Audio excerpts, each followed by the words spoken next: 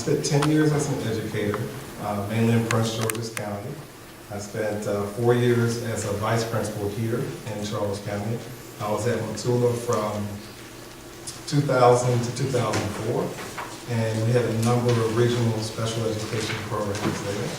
And then I was a principal in DC with DC Public Schools for 4 years, and then a full-time professor at the College of Southern Maryland. I've been with as an adjunct since 2000 at the College of Southern Maryland. And then I got into nonprofit principal training. I've trained 35 principals in DC, and then got into some nonprofit brain research around cortisol, partnering with Johns Hopkins University. So I've done a lot of work in Charles County, a lot of volunteer work. I've been on a lot of boards. I was on the board with the then Civista Medical Center. I was on the ethics board. I was with the Hospice of Charles County for 3 years. I helped to build the Hospice House across from North Point High School. I was on the Charles County Detention Center board and a number of other things in Charles County, a lot of community work. But my passion is education.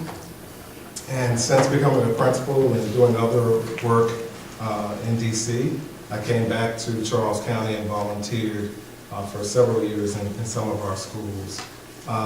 But I don't have a speech for you all tonight, so I want to just let you know that I would love to talk with you after this is over and answer any questions you have. I think it would be wrong to come in here, look on your website, kind of repeat back to you some things that I know that you believe. So instead, I want to tell you what I believe. I have a young relative in this county who was diagnosed with autism, and his mother came to me and said, "What does this mean?" And I started going to IEP meetings with her. I started to help sit beside her and just kind of interpret some things that were happening, and the folks at the Wayne Center were wonderful. But her biggest questions were not around assessments and accommodations and what's happening in the future with Common Core Standards. Her biggest questions were around what kind of career is he going to have? He's going to be able to go to college. What kind of life skills does he need? And so what we were able to do is backwards map from what she saw, what outcomes she wanted him to have for the future, and think about what kind of education program, excuse me, did he need in order to put him on that path. And so my passion is to do that. You've heard a lot of the candidates talk about it, and I'm going to vote for some of them. Y'all had some really good things to say. But and that is to be an advocate. And I think if you had to say, because a lot of what we talked about will change, okay, between now and installation in January. A lot of the things that we talked about that are our platform, they will change. So instead, I'll tell you about me. I just believe that an empathetic approach and an understanding approach to what students' needs are and what parents' needs are is most important.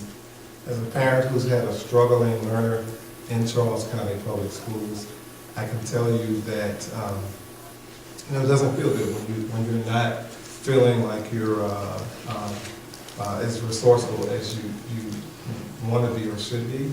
So having groups like this and having someone from the school board who is a part of being part of a listening tour, if you will, and understanding and having compassion is so important. And so that's what I want to do as a board member, to be a part of understanding and listening to what are the needs and concerns, and making sure that the funding goes in the right place. So Michael A. Wilson, again, start at the bottom. Okay, just remember.